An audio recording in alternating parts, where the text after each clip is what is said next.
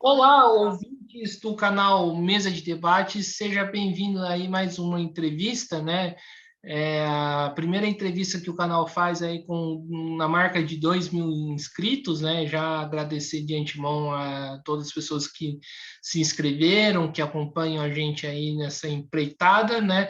Para trazer os debates relevantes e importantes aí que a gente precisa fazer, né?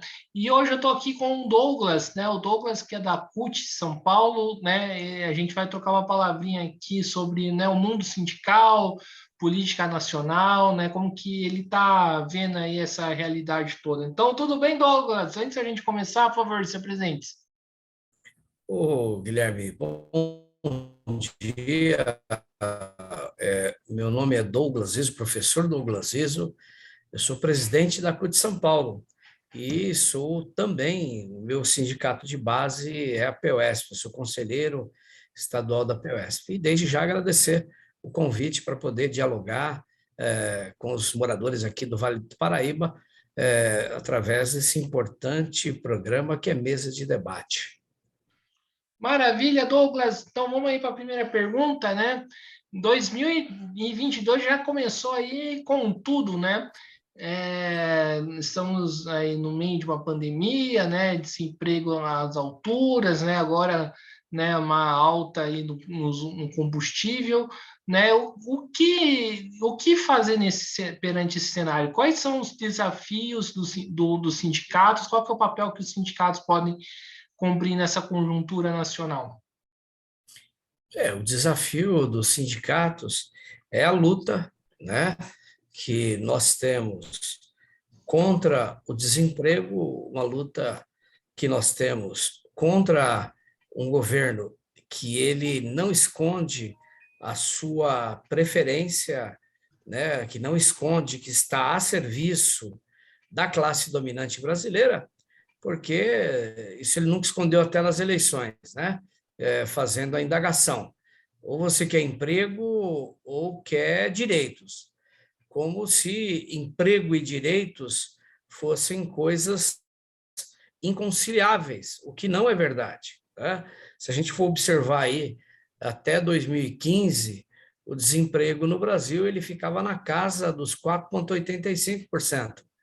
Né? De lá para cá, foi feito duas reformas trabalhistas e, no entanto, ao invés de aumentar o emprego, né, foi retirado o direito dos trabalhadores e o desemprego aumentou.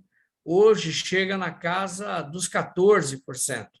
Então, o que o Bolsonaro ele coloca como premissa que retirada de direitos significa aumento de empregos é uma balela, né? É uma balela, é uma conversa fiada de quem defende aí a precarização dos empregos e que os empregos, os trabalhadores não tenham os seus direitos efetivos. Então, nosso desafio é a luta contra o desemprego, é lutar contra um governo que ataca direitos dos trabalhadores, é lutar contra prefeituras aí, municípios que tentam atacar o direito dos servidores e a luta por direitos e pela geração de empregos no Brasil.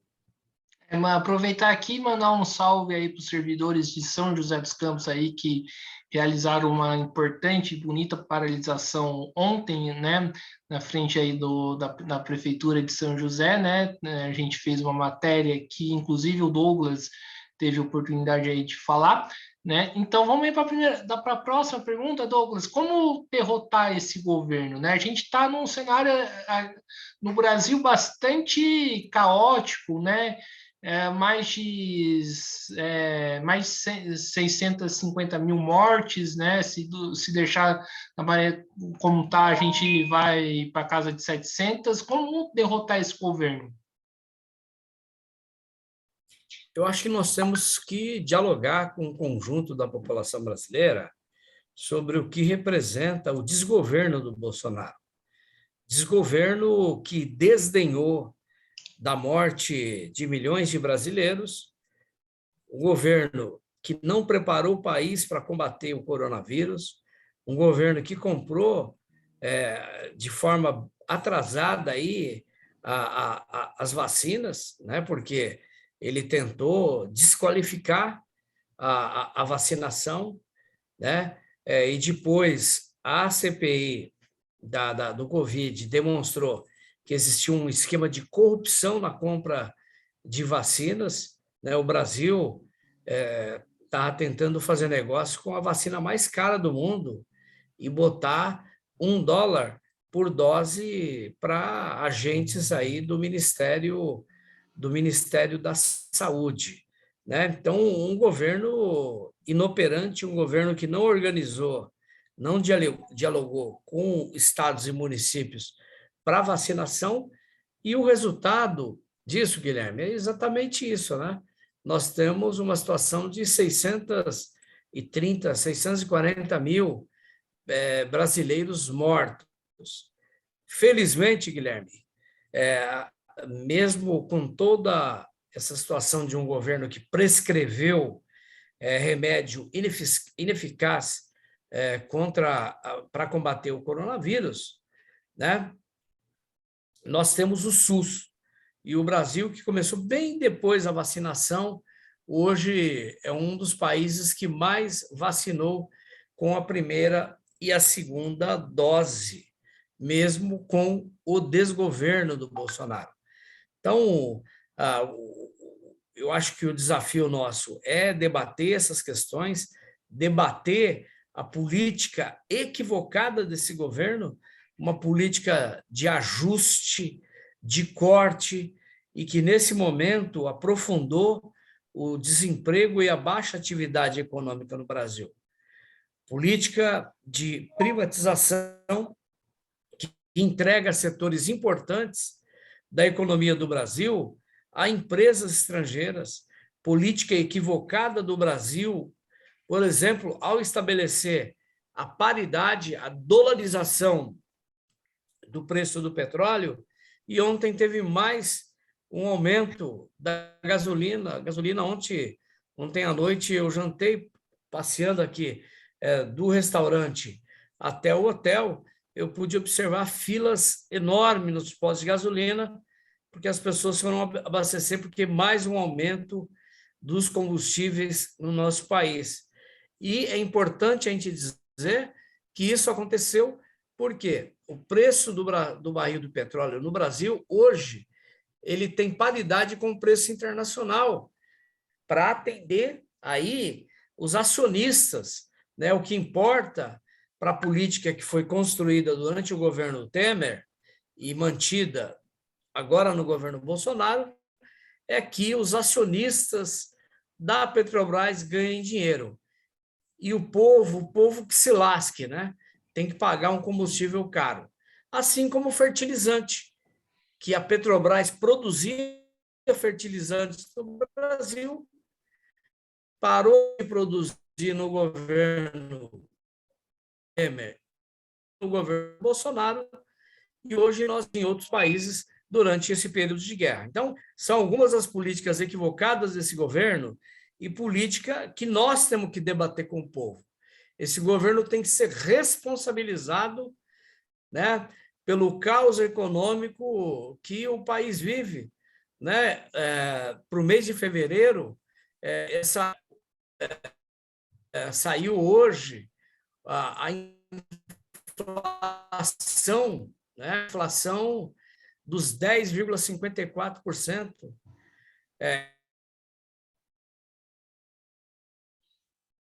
Desde 2015. Então, estamos aí diante agora do aumento do preço da gasolina e a política do governo que quer criar aí um ICM unificado para os combustíveis não vai resolver, porque enquanto os combustíveis estiver com paridade ao preço do barril de petróleo internacional, o Brasil não tem controle sobre os preços de combustíveis no Brasil. Então, são temas que nós temos que debater com a população brasileira, né? Que sociedade que nós queremos?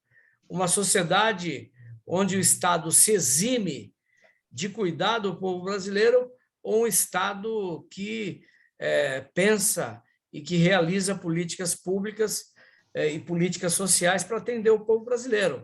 Acho que esse é o grande debate que nós temos que promover com o conjunto da sociedade brasileira. Ô Douglas, eu queria entrar num assunto, né, e fazer uma provocaçãozinha aí saudável para você, a respeito aí da questão das eleições, né? Eu vejo, assim, a sensação que eu tive aí, principalmente esses 2 anos de pandemia, principalmente aí num cenário aí, como que a gente está conversando aí, bastante complicado aí para os trabalhadores aí do Brasil, né? A esquerda é muito preocupada aí, né, em 2022, né, nas eleições, e muitas das vezes eu vi aqui, né, que era para tirar o governo Bolsonaro, né, para ontem, não esperar, né, até o final do ano. Como que você vê essa questão?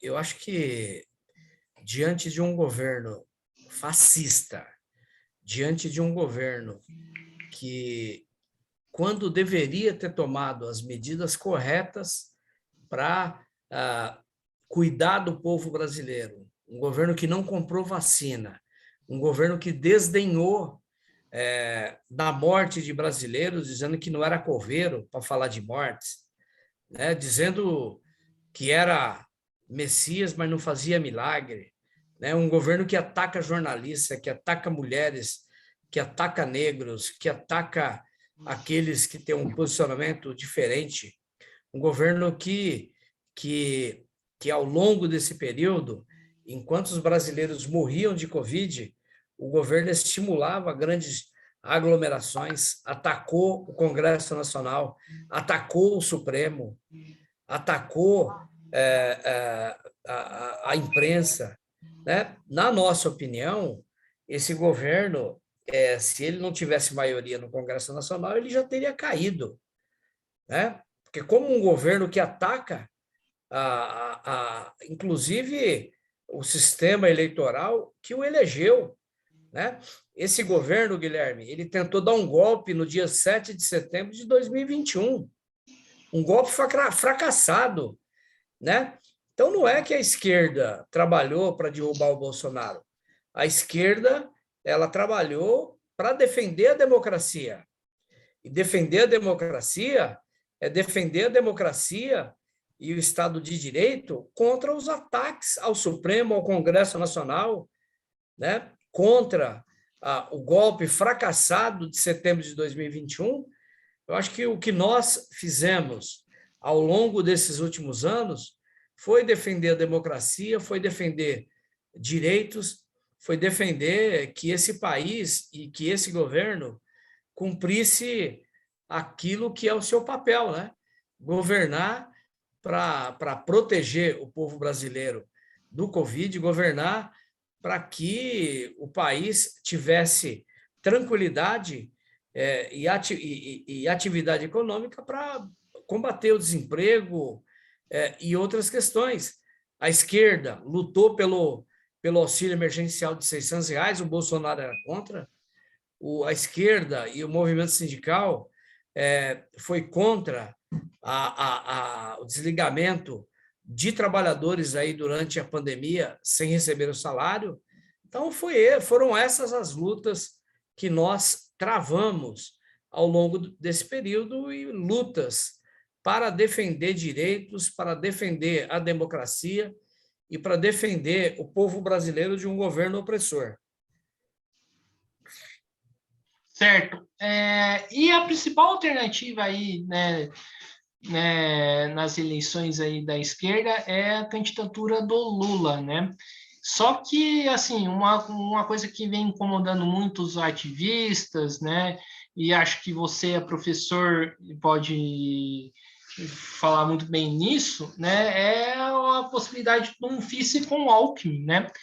Eu queria te perguntar, né, como que você vê essa chapa? Porque, né, porque, por exemplo, para mim incomoda um pouco, né, o Alckmin assumir a cadeira de vice. Pode acontecer o Alckmin dar uma facada no Lula, assim como o Temer fez com a Dilma? Então, vamos lá. Eu acho que é uma questão que preocupa todos nós, né? ainda mais eu que sou professor da rede pública estadual. Quer dizer, pedir voto para o Alckmin na chapa com Lula incomoda a todos. Mas, porém, a gente tem que olhar para o quadro que está colocado. Se você acompanhar as últimas pesquisas,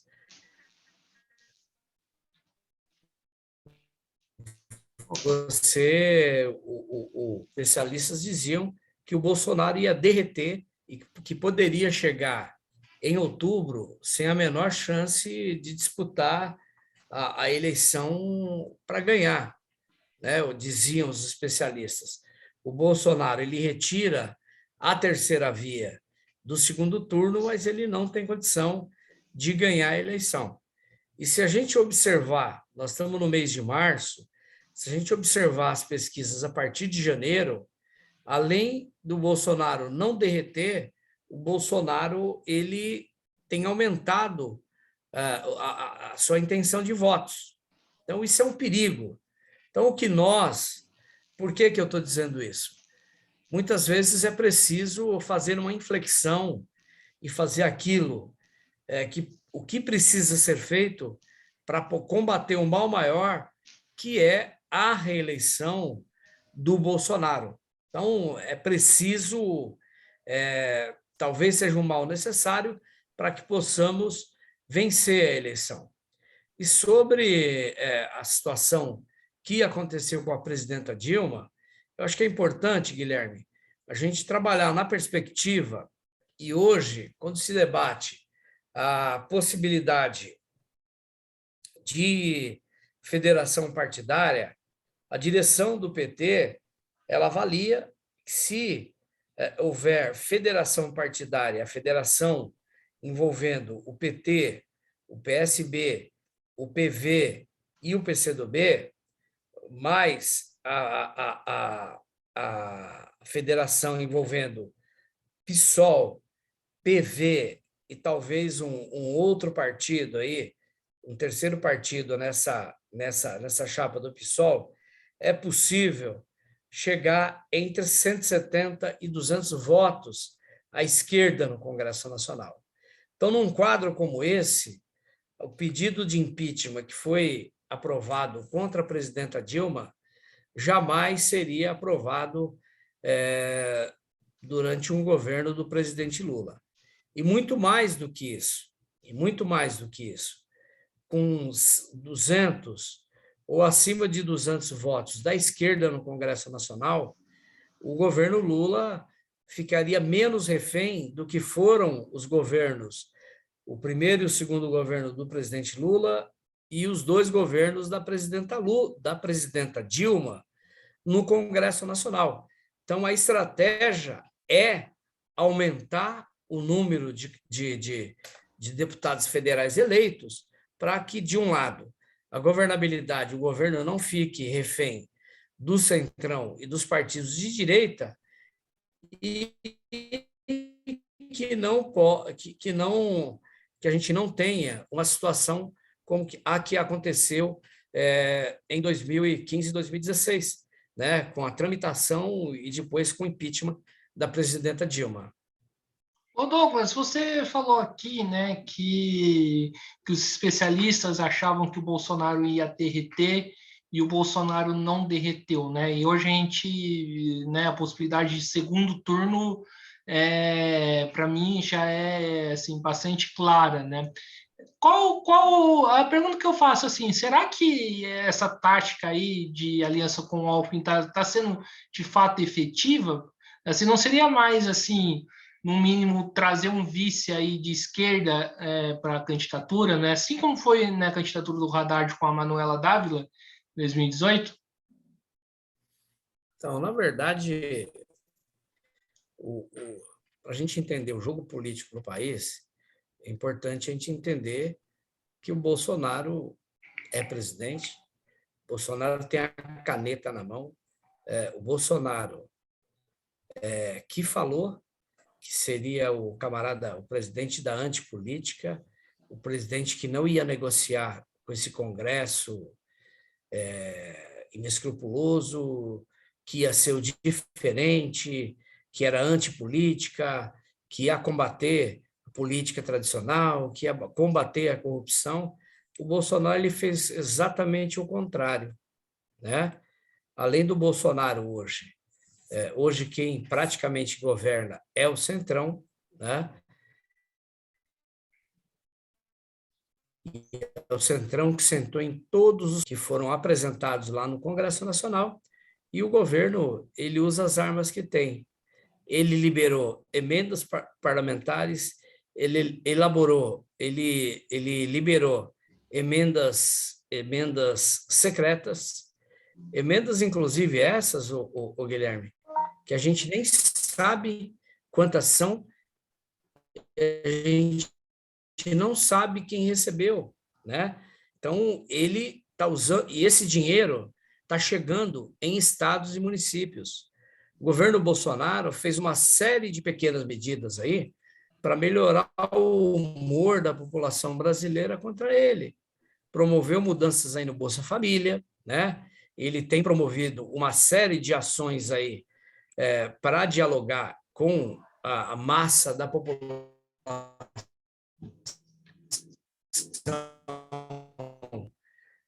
mais pobre do Brasil, que ações eleitoreiras, né? Mas ações que, nesse momento, está surtindo efeito, né? Está surtindo efeito.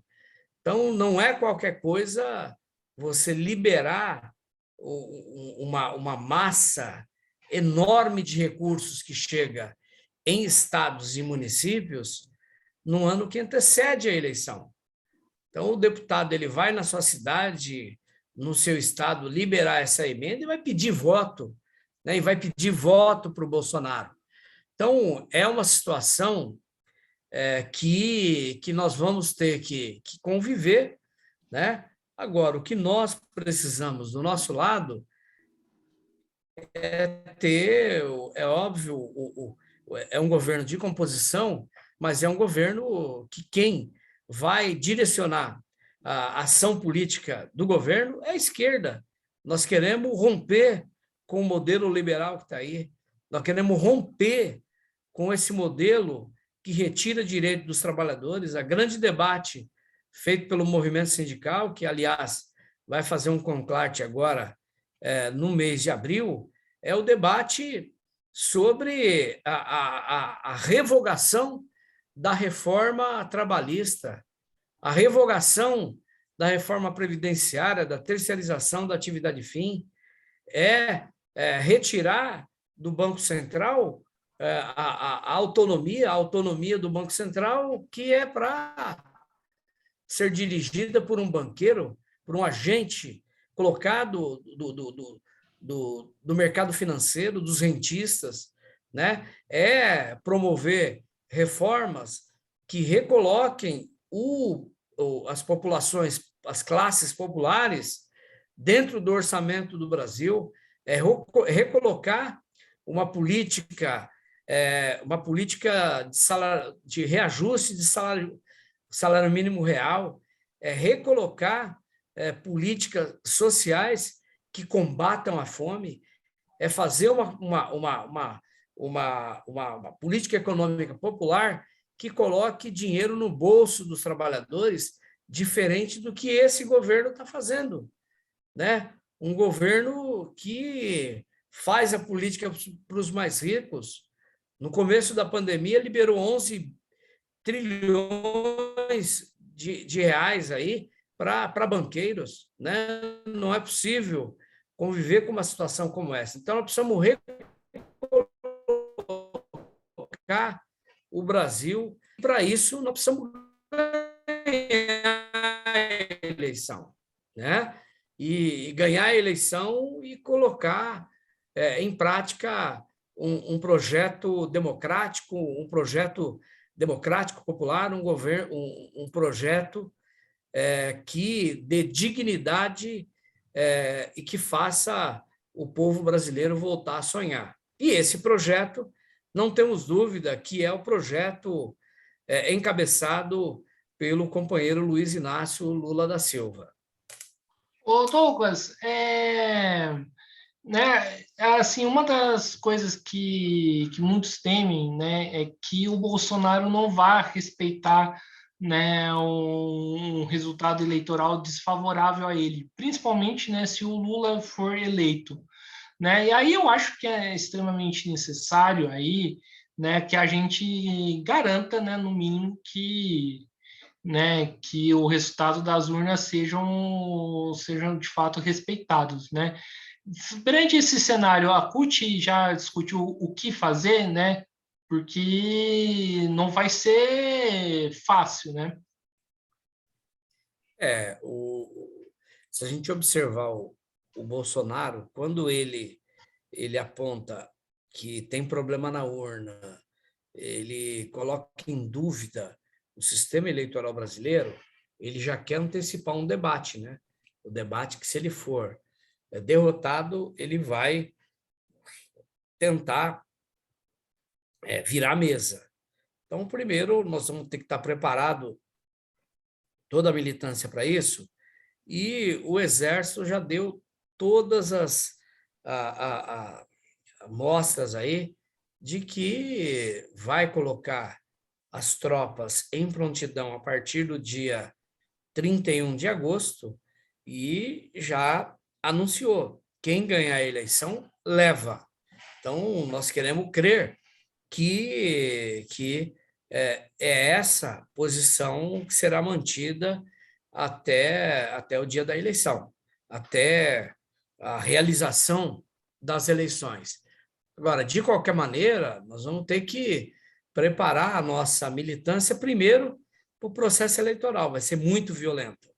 Os fascistas vão trazer a violência aí para o processo eleitoral, como foi o último, né? E vencendo a eleição, nós temos que nos preparar para ir para a rua e defender a democracia novamente, né? Defender a democracia contra os fascistas, contra aqueles que não reconhecem. Só reconhece quando ganha, né? Só vale quando eu ganho, quando o outro ganha não vale. Então, nós vamos para as ruas, vamos defender com toda a militância, com toda, não só nós, né? Eu acho que aqueles que defendem a democracia, porque democracia, ela não está restrito à esquerda. Existe um campo de centro e um campo de direita que defende a democracia, e eu acho que aí é o momento de cerrar fileiras com todos aqueles que defendem a democracia, para defender que o resultado ele seja, a vontade do povo, ela seja não seja questionado. E como combater o bolsonarismo, né? Você falou aí de fascismo, né? Eu acredito que mesmo com uma possível eleição do Lula, o bolsonarismo vai prevalecer. E como combater, né, esse mal aí do bolsonarismo? Não, com a verdade, né? Eu acho que esse programa aqui, Mesa de Debate, é uma oportunidade da gente expressar um pouco do ponto de vista que a gente tem, né? Nós temos que nos preparar para comunicação, né? Hoje, não só aqui no Brasil, como no mundo, há muitas das decisões que estão, ou das mobilizações, das grandes mobilizações de massa, ocorreram pelas redes sociais, né? Vamos voltar um pouquinho no tempo. Se a gente observar a Primavera Árabe, Primavera Árabe foi uma mobilização que aconteceu aí através das redes e manipulada pelos Estados Unidos. A Ucrânia, algum tempo atrás, né, teve movimentações lá que foram feitas, manipulada pelos americanos, né? A Revolução dos Guarda-Chuvas na China, né? O golpe contra o Zelaya aqui na América Central, o golpe contra o presidente paraguaio, o golpe contra o presidente da Bolívia, né? O próprio golpe aqui no Brasil. Vamos lembrar que o golpe no Brasil ele começa em 2013 com aquela situação da passagem de ônibus. Se você lembrar, Até aquele momento, a presidenta Dilma tinha 84% das intenções de votos, né? Aí, a partir daqueles movimentos, teve uma queda brusca do humor da população com a presidenta Dilma. 2014, teve o movimento de não vai ter Copa, né? Aquele discurso que a elite brasileira e uma parte da esquerda brasileira acreditava realmente que dinheiro da educação estava sendo investido para fazer campo de futebol. Hoje a verdade está aí, o Corinthians está atolado em dívida, né? Porque fez o estádio e não conseguiu pagar ainda, né? Depois teve a situação das Olimpíadas, né? Aí teve a eleição em 2014, né? A presidenta Dilma ganhou.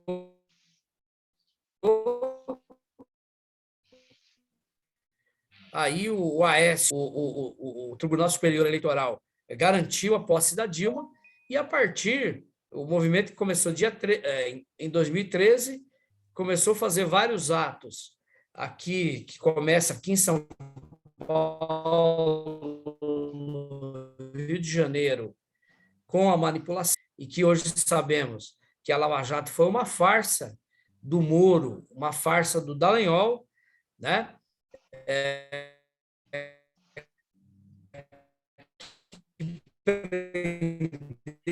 O presidente Lula em maio de 2016, 2018 tem eleição onde o Lula é tirado da cédula, é uma eleição marcada pelo fake news, que elegeu esse presidente fake news.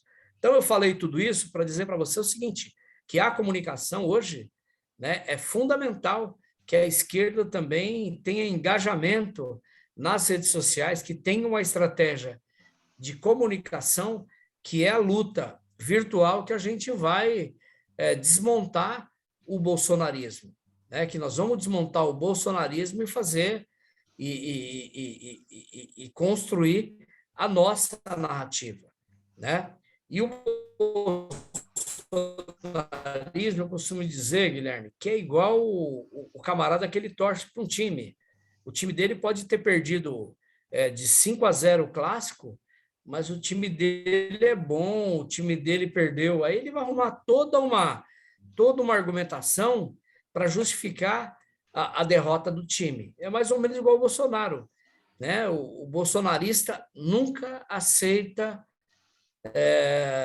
que o desemprego é uma responsabilidade do Bolsonaro, 630 mil mortes pelo Covid, uma boa parte é responsabilidade do Bolsonaro, né? Ele não aceita a responsabilização desse desgoverno pela situação que está o país, porque é igual torcida de futebol, é paixão, não é razão.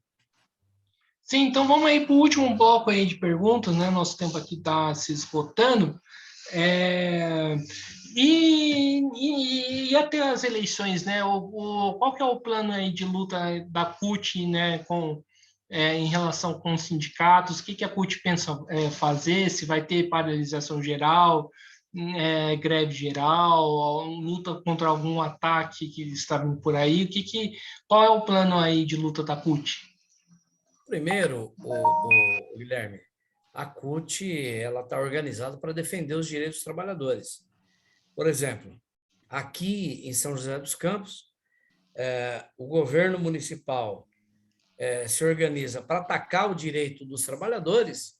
Os trabalhadores estão em luta e a CUT está junto com os trabalhadores, né? O governo ele não paga o gatilho, o governo apresenta de reforma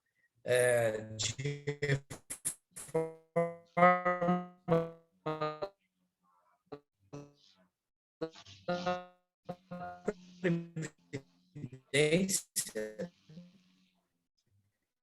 né? Reforma da previdência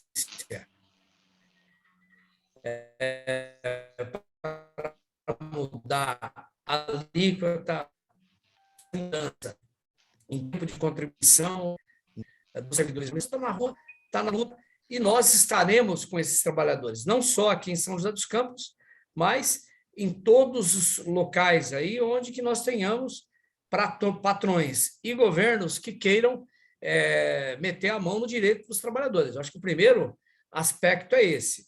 O segundo é que nós estamos realizando, junto com as demais centrais, o Conclate, agora em abril, e nós vamos tirar a pauta, Guilherme, dos trabalhadores para a eleição.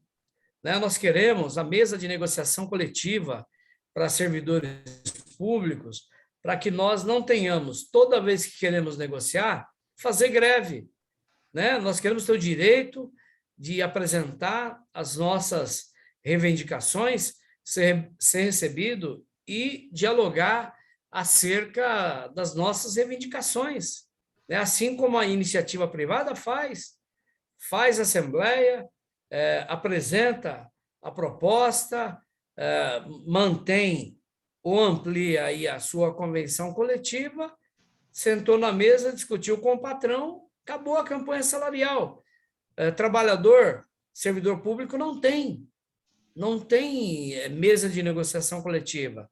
É uma questão que a gente quer colocar. Nós queremos a revisão da reforma trabalhista, nós queremos a revisão aí, ou a revogação da reforma trabalhista, da terceirização da atividade fim, da revisão da emenda constitucional 95, que congela recursos do governo federal que vão para estados e municípios, né? Queremos a revogação da reforma previdenciária. Então, são pautas que nós iremos debater aí com os candidatos a presidente da República, em especial o candidato que certamente será o candidato que vai contar com o maior número de apoio de centrais sindicais, que é o presidente Lula.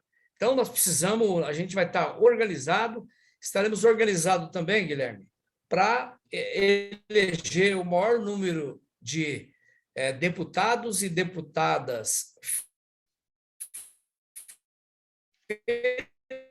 federais e estaduais. O Lula, presidente da República, e o Haddad, governador. Nós temos que ter maioria no Congresso Nacional para que a esquerda possa viabilizar o projeto de esquerda, não só aqui em São Paulo, mas como também em Brasília. Então, nesse sentido, nós estaremos fazendo o debate sobre candidaturas de deputados e deputadas de esquerda. E se você puder, eu quero aproveitar esse espaço aqui para dizer, informar todos aqueles que estão nos acompanhando, São Paulo, pré-candidato a deputado federal numa bancada coletiva, um coletivo sindical e popular, 3 homens e 3 mulheres. Eu sou da educação, o companheiro Castilho é petroleiro, a companheira Lourdes Estevão é da saúde, servidora pública municipal da cidade de São Paulo, a companheira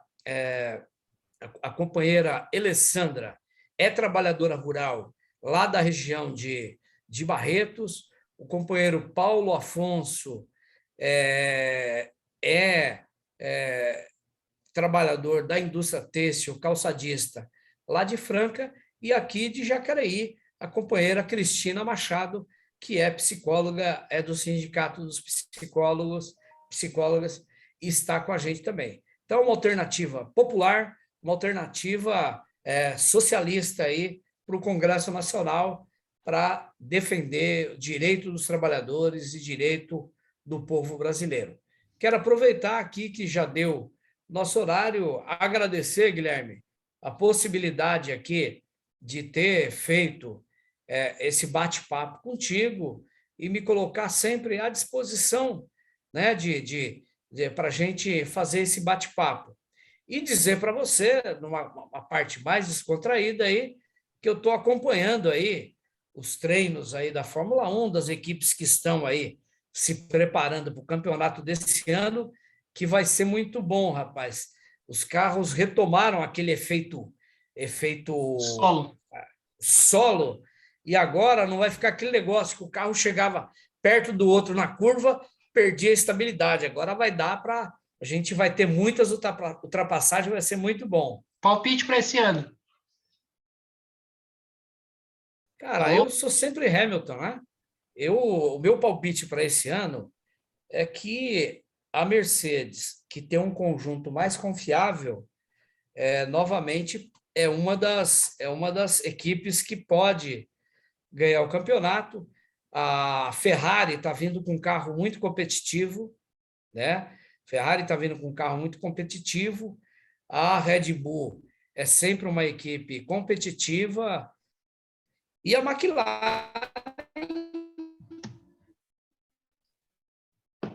vem bem também. Então nós vamos ter um campeonato que gostamos da velocidade, de ultrapassagem, vai ser muito legal.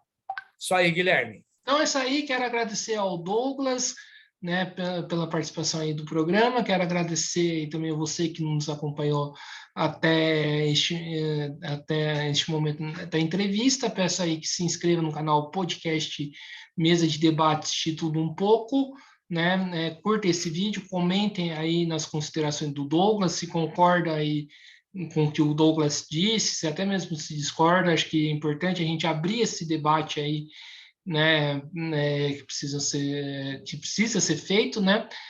Também curta a nossa página do Facebook, podcast Mesa de Debates de Tudo Um Pouco, e siga a gente no Instagram. Então, acho que é isso aí, pessoal. Muito obrigado a todos e até a próxima. Fui.